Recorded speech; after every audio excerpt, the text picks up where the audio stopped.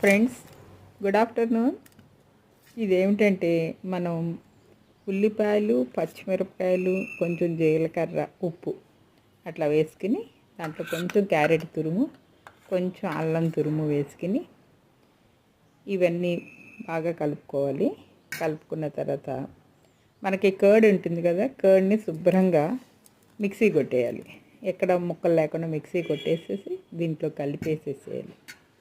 కలిపి దాన్ని బాగా బీట్ చేసేసేయాలి.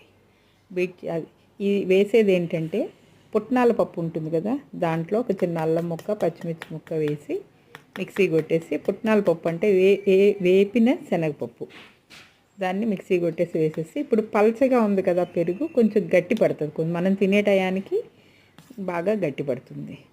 అది కొంచెం సాల్ట్ బాగా వేసుకుని, మన టేస్ట్కి తగ్గట్టుగా సాల్ట్ వేసుకుని బాగా బీట్ చేసేసేయాలి.